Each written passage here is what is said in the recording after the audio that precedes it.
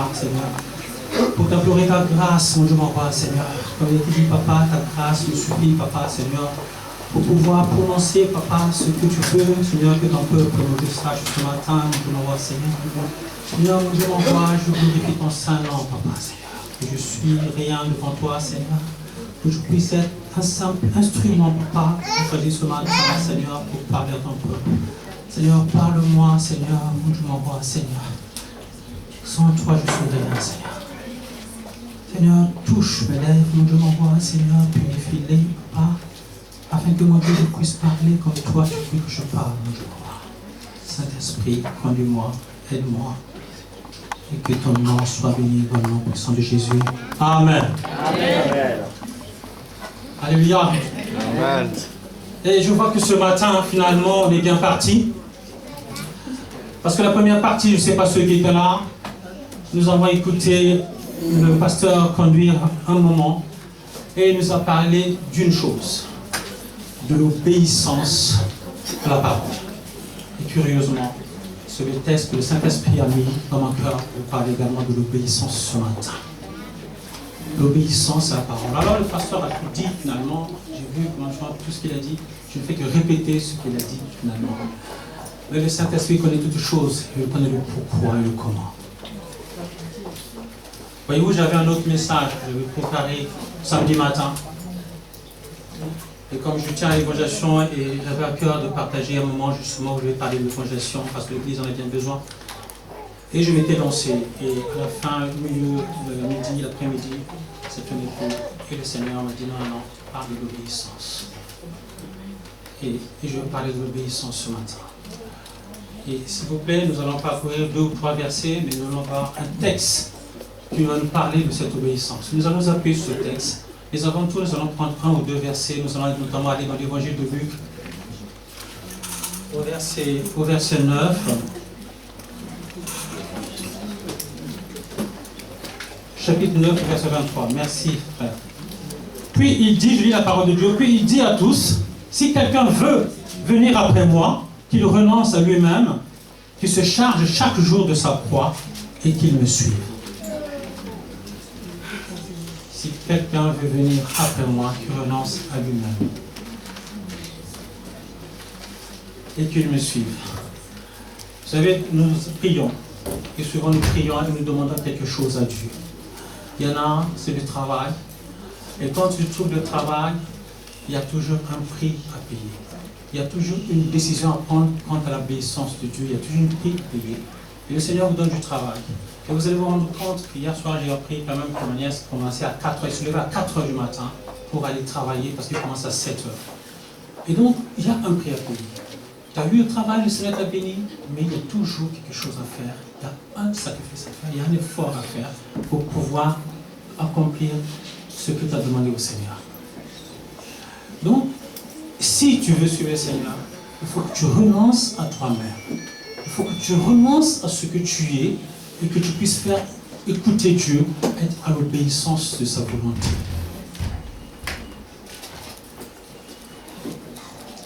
À l'obéissance de sa volonté. Et il y a toujours un prix à payer quand on a une décision que nous prenons. Tu fais un choix et tu dois assumer, faire un sacrifice. Quelque chose à faire. Nous allons aller dans l'autre verset, avant de prendre le grand texte qui va nous conduire, que nous allons partager ce matin. Nous allons aller à Jacques 1, verset 22.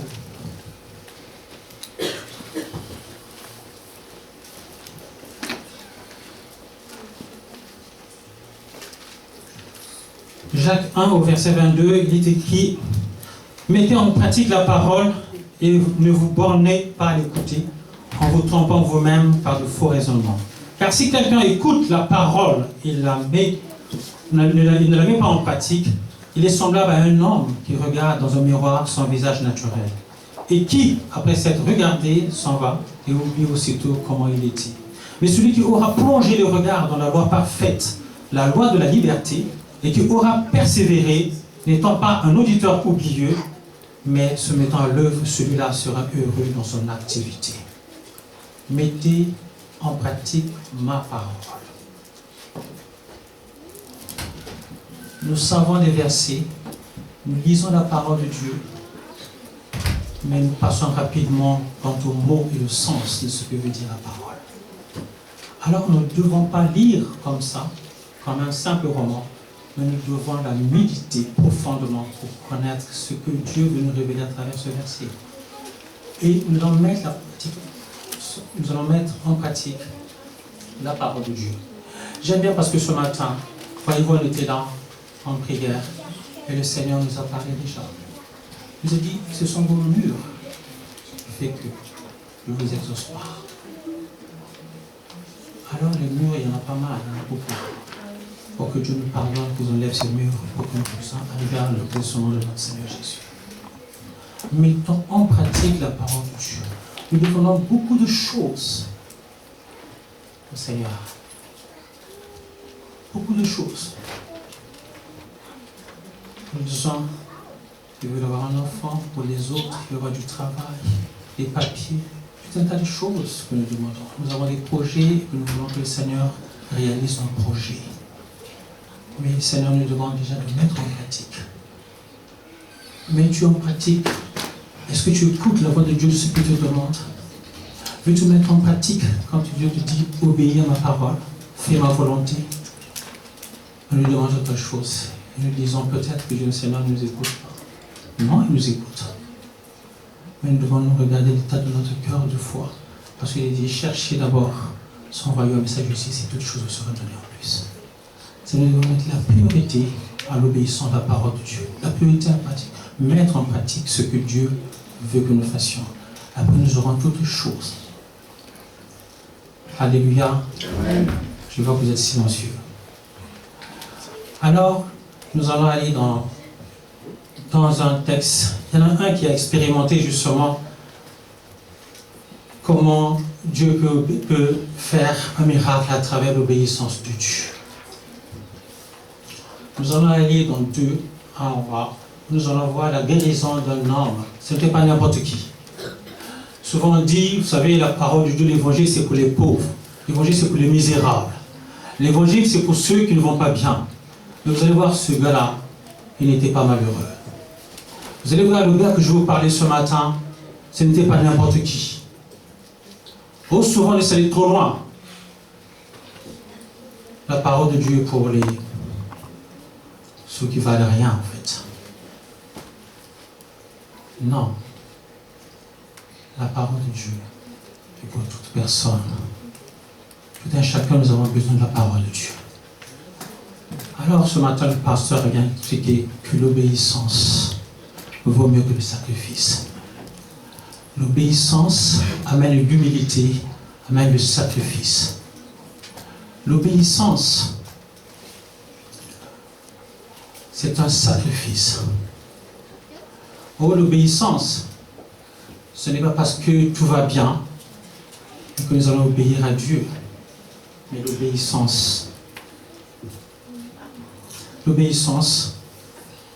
est parce que nous voulons faire la volonté de Dieu, nous voulons rester humbles. Et si nous sommes humbles, eh bien Dieu regarde l'état de notre cœur. Alors l'obéissance, c'est l'humilité. L'obéissance, c'est le sacrifice.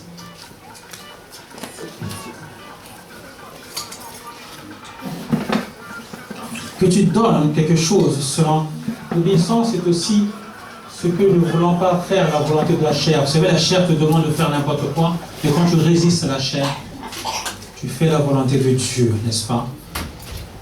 Et cette obéissance attire la faveur de Dieu. Et le contraire de l'obéissance, c'est la désobéissance. Or, ce matin, le pasteur a bien répondu, il nous a bien relaté ça, que Dieu nous fait grâce aux hommes. Dieu fait grâce aux hommes et il résiste aux orgueilleux. Il résiste aux arrogants. La désobéissance produit également l'arrogance. Vous savez, le gros dos. Vous savez, ceux qui disent ni Dieu ni maître. Sans moi, je fais ma vie, Dieu ne regarde pas ce que je fais. C'est ma propre vie et je fais ce que j'en veux. La désobéissance, c'est quand on va à l'encontre de l'approbation du Seigneur. Quand on va à l'encontre de la volonté du Seigneur. Alors nous allons aller dans 2 Rois. Nous allons aller à un homme qui a expérimenté ça. Et ce texte, je prie le Seigneur franchement et que nous puissions tirer de grands renseignements par rapport à ce texte. Alors mon frère, si tu veux bien, tu peux nous projeter cela. Alors nous allons aller dans le livre de Rois, 2 Rois 5, 1, 19. Je suis convaincu que ce passage, ce texte, vous l'avez lu plusieurs fois. On le connaît pratiquement à cœur. Mais nous allons le lire, s'il vous plaît, du début à la fin. Après, nous allons tirer quelques renseignements par rapport à ce texte, si vous le voulez bien. Lisons la parole de Dieu. Naaman, chef de l'armée du roi de Syrie, jouissait de la faveur de son maître et d'une grande considération, car c'était par lui que l'Éternel avait délivré les Syriens. Mais cet homme, fort et vaillant, était lépreux. Verset 2 nous écrit, « Or, les Syriens étaient sortis par troupes, et ils avaient emmené captive une petite fille du pays d'Israël, qui était au service de la femme de Naaman. » Verset 3, « Et elle dit à sa maîtresse, « Oh, si mon Seigneur était auprès du prophète, qui est à Samarie, le prophète le guérirait de sa lèpre. » Naaman alla dire à son maître, « La jeune fille du pays d'Israël a parlé de telle et telle manière. » Et le roi de Syrie dit, « Va, rends-toi à Samarie, et je t'enverrai une lettre au roi d'Israël. » Il partit, prenant avec lui 10 talents d'argent, 6000 cycles d'or et 10 vêtements de rechange. Il porta au roi d'Israël la lettre où il était dit, « Maintenant, quand cette lettre sera parvenue, tu sauras que je t'envoie Naaman, mon serviteur, afin que tu le guérisses de sa lèpre. » Verset 7 est écrit, après avoir lu la lettre, le roi d'Israël déchira ses vêtements et dit, « Suis-je un Dieu pour faire mourir et pour faire vivre? Il s'adresse à moi afin que je guérisse un homme de sa lèpre. Sachez donc et comprenez qu'il cherche une occasion de dispute avec moi. » Lorsqu'Élisée, homme de Dieu, apprit que le roi d'Israël avait déchiré ses vêtements, il envoya dire au roi, « Pourquoi as-tu déchiré tes vêtements? Laisse-le venir à moi, et il saura qu'il y a un prophète en Israël. » Naaman vint avec ses chevaux et son char, et il s'arrêta à la porte de la maison d'Élisée. Élisée lui fit dire par un messager, « Va et lave-toi 7 fois dans le Jourdain, ta chair deviendra saine et tu seras pur. » Au verset 11, Naaman fut irrité et il s'en alla en disant, « Voici, je me disais, il sortira vers moi, il se présentera lui-même et invoquera le nom de l'Éternel, son Dieu. Il agitera sa main sur la place et irriguera le lépreux. » Les fleuves de Damas, l'Abana et le Parpar ne valent-ils pas mieux que toutes les eaux d'Israël? Ne pourrais-je pas m'y laver et devenir pur? Et ils s'en retournaient et partaient avec fureur. Mais ses serviteurs s'approchèrent pour lui parler et ils dirent, « Mon père, si le prophète t'eût demandé quelque chose de difficile, l'aurais-tu pas fait? Combien plus dois-tu faire ce qu'il t'a dit? Lave-toi et tu seras pur. » Il descendait alors et se plongea 7 fois dans le Jourdain, selon la parole de l'homme de Dieu, et sa chair redevint comme la chair d'un jeune enfant, et il fut pur. Au verset 15, Naaman retourna vers l'homme de Dieu avec toute sa suite. Lorsqu'il fut arrivé, il se présenta devant lui et dit, « Voici, je reconnais qu'il n'y a point de Dieu sur toute la terre, si ce n'est en Israël. Et maintenant, accepte, je te prie, un présent de la part de ton serviteur. » Élisée répondit, « L'Éternel, dont je suis le serviteur, est vivant. Je n'accepterai pas. » Naaman le pressa d'accepter, mais il refusa. Alors Naaman dit, « Puisque tu refuses, permets que l'on donne de la terre à ton serviteur, une charge de 2 mulets, car ton serviteur ne veut plus offrir à d'autres dieux, ni holocauste, ni sacrifice, il n'en offrira qu'à l'Éternel. » Voici toutefois ce que je prie, l'Éternel, de pardonner à ton serviteur quand mon maître entre dans la maison de Rimmon pour s'y prosterner et qu'il s'appuie sur ma main, je me prosterne aussi dans la maison de Rimmon. Veuille l'Éternel pardonner à ton serviteur lorsque je me prosternerai dans la maison de Rimmon. Élisée lui dit, va en paix, va en paix. Amen. On s'arrête là. Alléluia. Amen. Voilà, nous venons voir une histoire. Voilà Naaman. Naaman, voyez-vous, ce n'était pas n'importe qui. Naaman nous a dit que Naaman, c'était un chef des armées de la Syrie. En fait, comme un général. C'est-à-dire c'était un haut gradé. Et ce type, il avait de la considération. Voyez-vous, ce n'était pas n'importe qui. Ce type, c'est par lui que l'Éternel c'est lui pour délivrer la Syrie. Voyez-vous, donc il avait un pas de plus. C'est-à-dire qu'il était fort et vaillant. Il était fort. En fait, il était puissant. Il bénéficiait des faveurs, même de son entourage.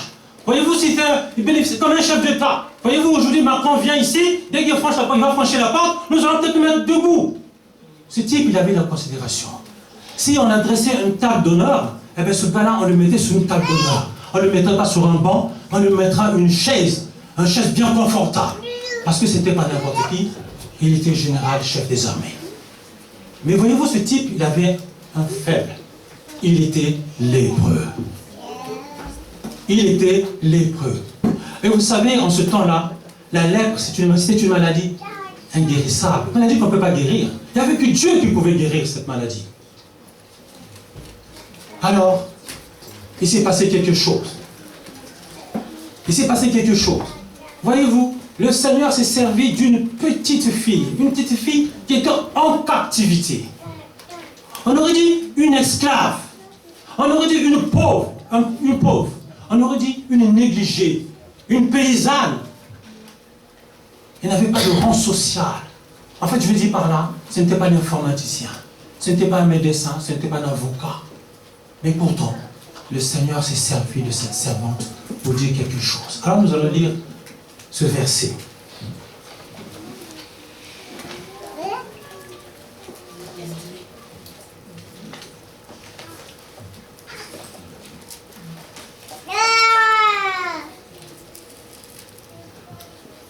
Or, verset 2, or les Syriens étaient sortis par troupes et ils avaient amené captive une petite fille du pays d'Israël qui était au service de la femme de Naaman. Et elle dit à sa maîtresse, oh, si mon Seigneur était auprès du prophète qui est à Samarie, le prophète le guérirait de sa lèpre. Voyez-vous, quand je préparais quelque chose, je me suis dit, c'est quand même terrible. Attends, la fille dit, si mon Seigneur était auprès du prophète Élisée, qui est en Samarie, le prophète le guérirait de sa lèpre. Il ne dit pas, je pense que si éventuellement mon Seigneur peut aller voir Élisée en Samarie là-bas, peut-être que le Seigneur peut faire quelque chose. Non. Il y a l'affirmation, il y a la confirmation et il y a la certitude. Alléluia. Il partira voir le prophète et il sera guéri. Voyez-vous? Et là, la révélation du Seigneur, frère, n'importe quoi. Tu peux être un canal pour ton frère. Ma soeur, tu peux être un canal par lequel le Seigneur peut révéler quelque chose pour ton frère. Ce n'est pas le rang social qui compte, mais l'état de notre cœur, un cœur aimant, un cœur qui fait la volonté du Seigneur. Le Seigneur dira, mais qui est ton frère? Qui est ma soeur? Non, c'est celui qui fait la volonté de mon Père. Alors si tu as un cœur aimant, le Seigneur peut te toucher pour que tu puisses être un canal de bénédiction pour ton frère qui est à côté.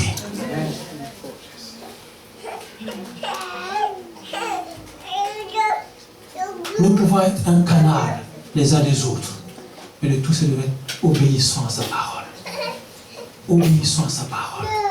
Mettre sa parole en pratique et tu décolles par la suite.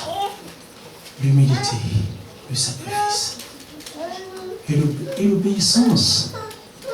Oh, le Seigneur aime l'obéissance.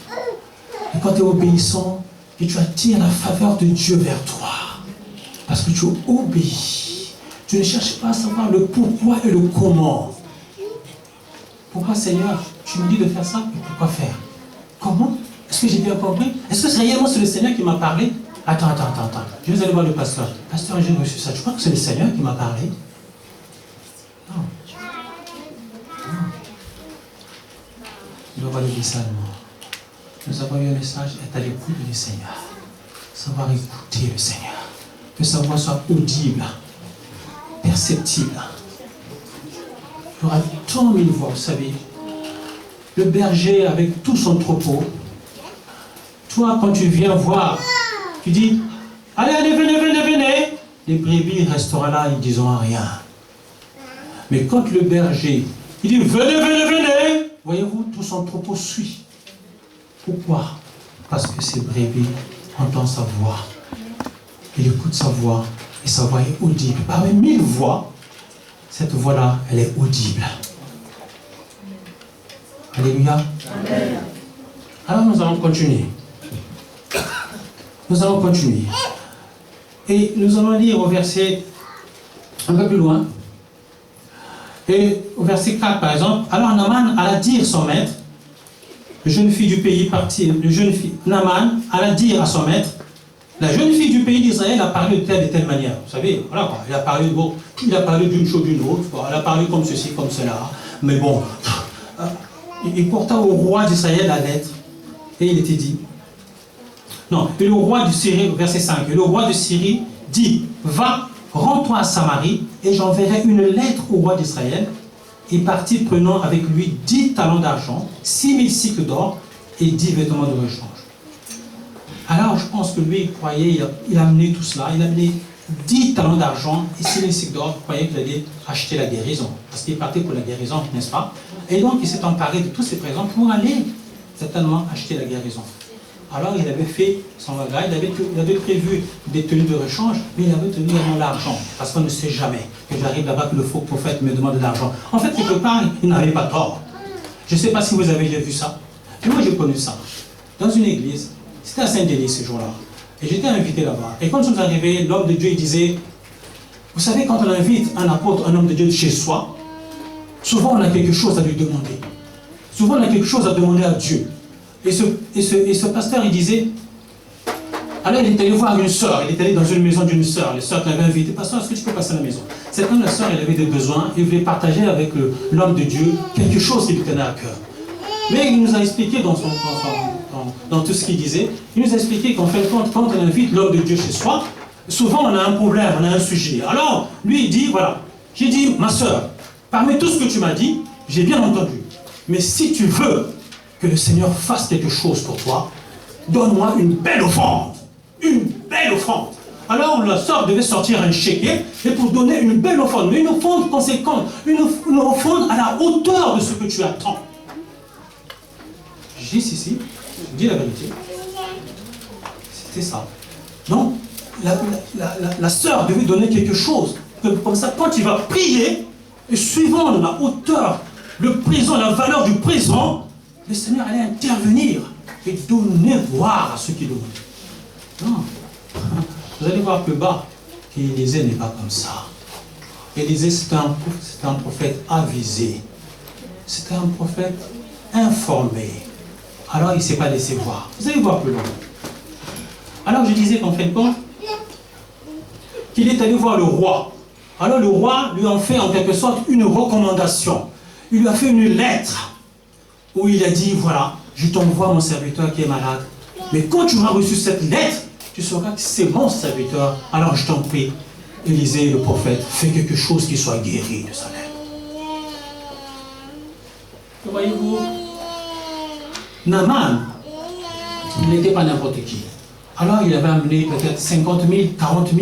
Il avait des chevaux. Il avait peut-être des chevaux jonchés de l'or. Il y avait tout un bataillon, tout un protocole en fin de compte. Il y avait des gardes-corps. Il ne se déplaçait pas comme ça. Et donc il s'est mené. Et il nous écrit qu'il est arrivé devant la maison d'Élisée. Et Élisée, qu'est-ce qu'il a fait? Il n'est pas venu l'accueillir à la porte, ni au paillasson, ni à l'entrée. Non, non. Il lui a envoyé un messager. Tout simplement, va, lave-toi 7 fois dans le Jourdain, et tu seras purifié, et tu seras guéri. Oh non. Ça tiré la foudre de son cœur. On a vu l'état de ce type-là, comment il était? Il était arrogant, il était médisant, il était impoli, il était irrité. La Bible dit qu'il était irrité après avoir entendu ça. Il a plié bagage, il voulait repartir. Il voulait repartir. Et ce qui est intéressant comme renseignement qu'on peut tirer, c'est Élisée. Mais pourquoi Élisée ne l'a pas reçu en fait? Il a envoyé tout simplement un messager de lui dire, va, la parole de Dieu est puissante, mes amis. La parole de Dieu est puissante, mes amis. Il a dit seulement, va, lave-toi 7 fois dans le Jourdain, hein, et ton problème sera résolu. Il n'y aura plus rien. Il n'a pas entendu ça de l'oreille. Puis ce qu'il entendait, c'est être reçu par Élisée. Alors il s'attendait peut-être que, et à quelque chose près, si imaginez qu'Élisée l'ait reçu, qu'est-ce qu'il aurait pu se passer? Il aurait peut-être pu se prosterner devant Élisée. Élisée ne voulait pas de ça. Il voulait rendre gloire à Dieu. Il voulait rendre gloire à Dieu. C'est pour cela qu'il a dit, va, qui ne voit pas moi. Ce n'est pas moi le faiseur de miracles. Moi, je suis qu'un serviteur. Moi, je suis qu'un serviteur que Dieu a mis ça. C'est Dieu qui travaille à travers moi. C'est Dieu qui fait la faveur. Moi, je ne peux pas changer un cœur. Je ne suis pas un Dieu, mais je suis le serviteur. Je suis un homme de Dieu. C'est Dieu qui fait quelque chose à travers moi. Alors, pour ne pas qu'il voie Élisée en face, eh bien, il a donné un messager à aller le voir. Parce que lui, il est parti voir le prophète. Mais voyez-vous, il a rencontré Dieu.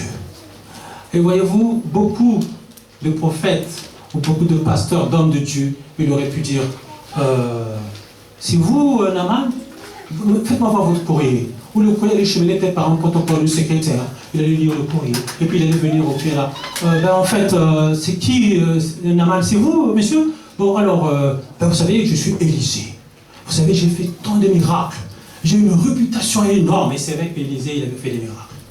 Élisée, franchement, il avait reçu la faveur de Dieu. Et il a reçu beaucoup, il a fait beaucoup de choses. Si même on pourrait que l'OTAN tout de suite, ça y est, il faut que ça y est, ça arrive. Parce que vraiment, il était roi. Et son nom, ce n'était pas n'importe quel Élisée. Et donc, il attendait qu'Élisée le reçoive. Et lui dire, voilà que je suis Élisée, voyez-vous, j'ai fait tant de miracles. J'ai fait ceci, cela. Et vous êtes venu me voir, en fait, pourquoi? Vous avez la lèpre? Oh, ça c'est rien. Quand je vais prier, vous allez voir. En fait, vous savez, est-ce qu'on vous a parlé de moi? Est-ce que vous savez qui je suis déjà? Il aurait pu déjà monter la patte. Et c'est vrai. Vous avez jamais vu ça? Allez-y dans des conférences. Il y a un protocole. Vous savez, il y a des gens qui sont et qui arrivent avec la Bible, avec tout un cartable. Et quand ils arrivent au protocole, ils s'annoncent. Je suis le grand serviteur de Dieu. Hein. Je veux une place honorable. Je veux une place de prestige. Hein. Ne me mettez pas n'importe où. Hein. Vous savez qui je suis? Hein? J'ai 1000 membres dans mon église. Hein. Je veux une place où on doit me voir parce que je suis quand même le pasteur intel.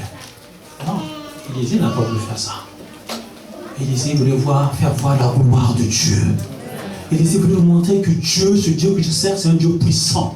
Et ça, il accomplit sa parole. Et il dit sa parole. Et il est sa parole. Alors je te dis, va, lave-toi dans le Jourdain et tu seras purifié. Vous savez, deux choses on peut dire. La fille a dit, oh, si mon Seigneur était auprès du prophète qui est à Samarie, le prophète le guérirait de sa lèpre. Et là il dit, va, lave-toi et tu seras purifié. L'affirmation, la confirmation, la certitude, c'est la parole de Dieu, la révélation de Christ. On ne chipote pas avec la parole de Dieu. Sa parole a autorité et puissance. Il a dit, dis seulement un mot et tout s'accomplit. Alléluia. Alors, irrité qu'il était, alors voilà, il nous a dit qu'il était, Naaman fut irrité. Et il s'en alla, disant, voici, je me disais, il sortira vers moi. Il se présenta lui-même et il invoqua le nom de l'Éternel, son Dieu. Il agitera sa main sur la place et il ira le peuple. Et c'est vrai qu'il a raison. Beaucoup de pasteurs pourraient faire tout un machin, tu vois, tout un... Hein, il faut bien montrer que, voilà. Hein. Oh, mon frère, on a vu un jour avec le frère Manu, je pense, sur WhatsApp. Il y avait un homme de Dieu, je crois que c'est au Cameroun. Ah, c'est dommage que le frère c'est au Cameroun, et ce gars-là, ben, il montrait sa montre, ça valait 60 000 €, sa machin, ça faisait ça, il roulait en 4x4, rien que ça, il inventait le nombre de chaussures qu'il avait, tout un tas de trucs dans l'armoire. Il faisait visiter aux journalistes, ceux qui pour dire quand même que c'était pas n'importe qui. Et il disait qu'il avait voyagé à tel endroit, il avait acheté tel endroit. Il était à Singapour, il avait acheté certains, il était à machin. Et voilà. Non. Il disait que c'était pas ça. Et lui, c'est pareil. Naaman, il s'attendait qu'il allait recevoir, qu'on allait l'inviter, qu'il allait dérouler un tapis rouge, et que le prophète allait lui parler, et que le prophète allait dire, allait toucher là où il était la lèvre, il allait, je sais pas, mettre de l'huile, non pas de l'huile, voilà, l'onction, il allait peut-être lui dire de prier, jeter le mouchoir, il allait peut-être lui dire que je vais bénir cette eau, et quand tu vas rentrer chez toi, tu vas mettre dans cette eau-là, et tu verras que tu guériras, enfin, ma main est si puissante, le Seigneur touche ma main. Enfin, bah, il aurait pu faire, c'était l'occasion donnée pour pouvoir montrer que lui, c'était un homme de Dieu. Mais il n'a pas fait. Alors il était irrité. Naaman fut irrité et il s'en alla en disant, voici, je me disais qu'il sortira vers moi, il se présentait lui-même, il invoqua le nom de l'Éternel, il dit, il agitera. Alors il dit, c'est pas possible. Les fleuves de Damas, l'Abana et le Parpar, ne valent-ils pas mieux que toutes les eaux d'Israël? Ne pourrais-je pas m'y laver et devenir pur? Oh, ce gars-là, j'en doute pas un seul instant, je pense qu'à cette époque-là, il doit avoir 2 piscines, il doit avoir un sauna chez lui, il doit avoir peut-être 10 ou 15 douches. Donc il disait, c'est pas possible, moi qui est à la maison, j'ai une piscine, j'ai, comment on appelle ça, Aman ou je sais pas quoi, et donc je vais me laver dans l'eau de journée qui est sale, alors que chez moi j'ai une piscine. Pourquoi je ne me laverai pas dans le fleuve? Pourquoi venir ici? Pourquoi? Non, c'est quoi ça? Mais il me connaît, il sait qui je suis quand même ou quoi? Non. Tout ça, ce trajet-là, et j'ai tout un des gens qui me respectent, qui me disent, mon Seigneur, et il est prophète certes, mais enfin quand même, voilà, c'est quoi ça? Hein? J'ai fait ce trajet-là pour me faire plonger dans l'eau sale, dans les eaux sales du Jourdain. Non. Allez, pour près, ta troupe, demi-tour. Et les voilà repartis.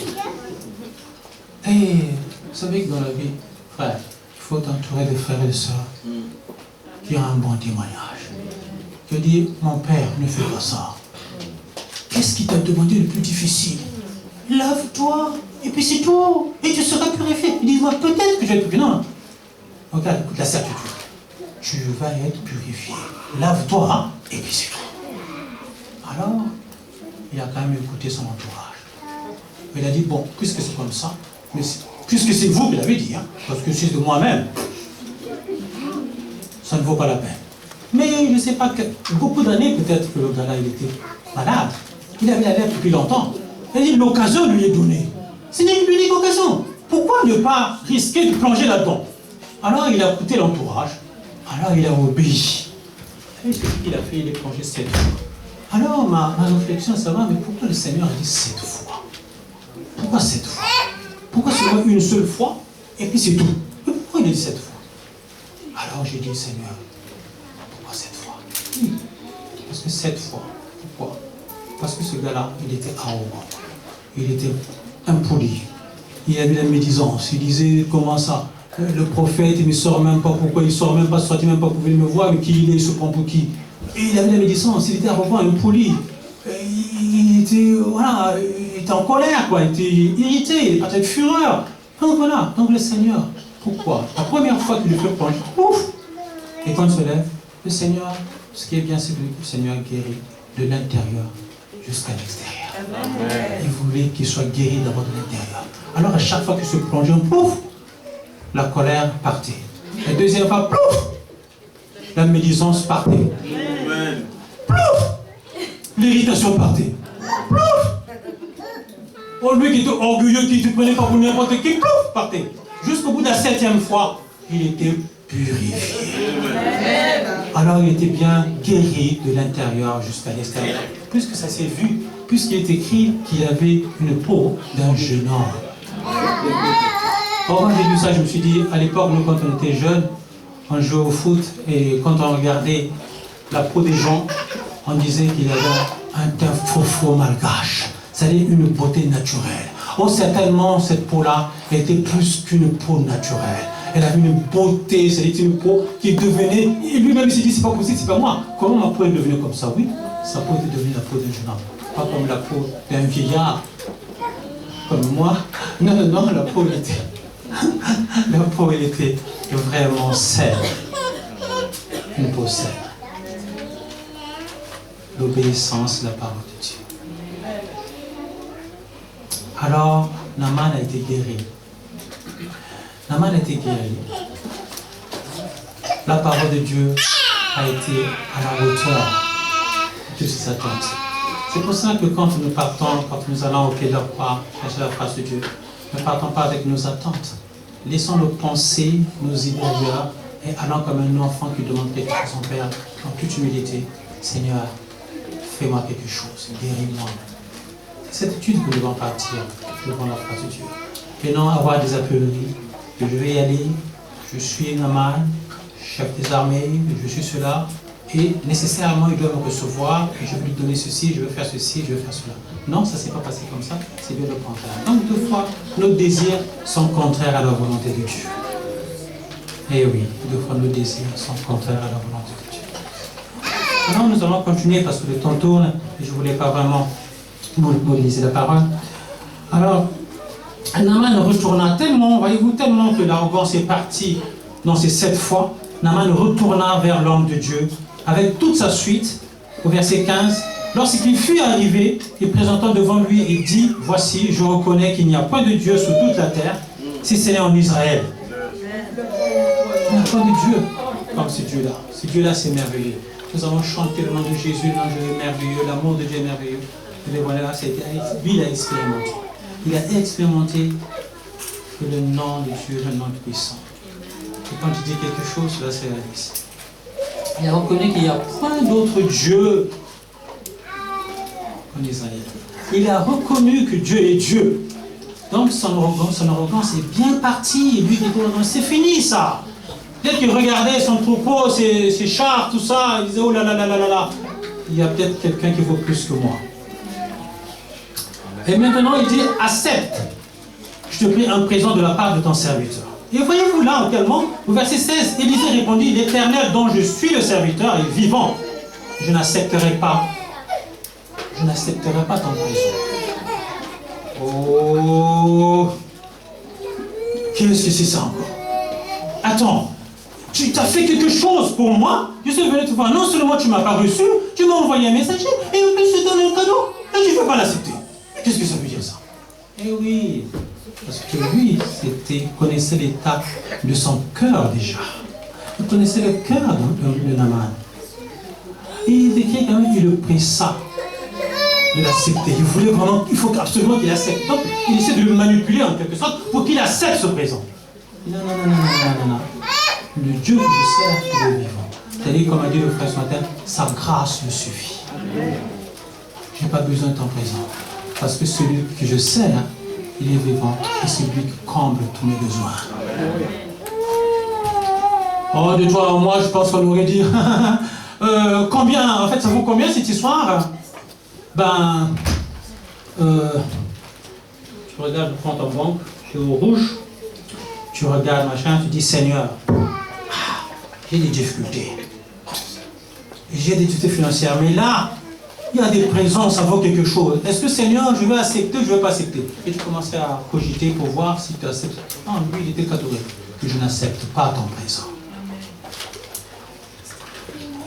Et il est dit quelque part à la suite qu'il a accepté le Seigneur, puisqu'en fait, il s'est dit, il s'est prosterné, il a accepté le Seigneur. Alors, imagine-toi qu'il avait accepté ce présent. Qu'est-ce qu'il aurait pu rêver? Je crois qu'il aurait voir le cours d'eau. Élisée. Nous sommes kiff-kiff. 1-1, match nul. Tu as prié pour moi, j'ai été guéri. Moi aussi, je t'ai donné l'argent. J'ai acheté, kiff-kiff, et c'est bon. Je ne te dois rien, je suis redevable quel que ce soit. Non. Je prends mes clés qui m'éclatent, il repartait. Il n'allait même pas être confessé le Seigneur Jésus, confessé Dieu. Il n'allait même pas reconnaître que ce Dieu qui l'a guéri, c'est un Dieu puissant. Non, il est comme s'il achetait quelque chose. Comme si tu vas au marché, tu achètes du pain ou je ne sais pas quoi, des fruits, et ton contrepartie, tu donnes l'argent. Ça ne s'est pas passé comme ça. Il a été catégorique, il a refusé. Il a même pressé, il a même dit, vas-y, je t'en supplie, prends-en. Il est hors de question. Parce qu'il connaissait la motivation derrière qui était là. Voyez-vous, il y a beaucoup de gens, oh, mais c'est pas action de grâce, prends-en. Non, mais il a le discernement. Il faut que nous regardons celui ou celle qui nous donne l'argent. Quelle est sa motivation? Ce présent veut dire quoi? Il rachète en silence? Qu'est-ce qu'il achète? Une récompense? Oh, ma soeur Agathe, je te bénis. Parce que tu as prié, je suis venu, tu as prié pour moi. Le Seigneur m'a donné mon travail. En contrepartie, demain, je te ramène un chèque pour ce que tu as fait. La soeur Agathe dira non. C'est le Seigneur qui a fait quelque chose. Moi, j'ai fait que prier. Si tu as quelque chose à donner, donne-le au Seigneur. Mais pas à moi. C'est ça. C'est ça. C'est ça. Frère, ma soeur, nous avons un exemple à prendre auprès de ce prophète. Nous devons avoir un discernement, savoir le pourquoi, le comment.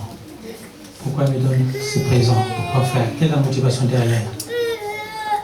C'est une action de grâce ou c'est pour acheter quelque chose?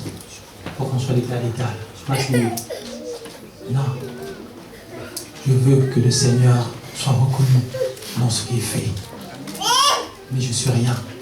Ce n'est pas moi qui change. Je ne change rien. Je suis qu'un serviteur. J'obéis à la parole de Dieu. Prie pour lui, je prie. Fais ceci, je le fais. Et je ne pose pas de questions. Alors je vois que le temps tourne. Alors au verset 18, il dit: voici toutefois ce que je prie, l'Éternel, de pardonner à ton serviteur, quand mon maître entre dans la maison de Raymond. Alors voyez-vous, il est en train de confesser finalement ce qu'il fait. Et il raconte maintenant sa vie. Quand mon maître entre dans la maison de Raymond pour s'y prosterner et qu'il s'appuie sur ma main, je me prosterne aussi dans la maison de Raymond. Il faut l'Éternel pardonner ton serviteur lorsque je me prosternerai dans la maison de Raymond. Il disait: Shalom, va en paix. Alléluia. Shalom, va en paix. Alléluia. Que le Seigneur soit béni. Je croyais continuer à dire, monsieur, mais le temps tourne, nous allons nous arrêter là. Le Seigneur, dans l'évangile de Matthieu, au verset 28, je pense que au chapitre 28, au verset 19, il a dit: allez, faites de toutes les nations des disciples. Ce qui fait plaisir à Dieu, c'est gagner des âmes. Et nous allons proclamer la bonne nouvelle pour que les âmes entrent dans la bergerie. Nous avons une mission importante à faire, mes amis. Mon frère, levons-nous, ma soeur, pour aller annoncer la bonne nouvelle. Tout ce qu'il nous demande, c'est d'aller annoncer la bonne nouvelle pour que les brebis reviennent dans la bergerie, pour que les âmes soient sauvées.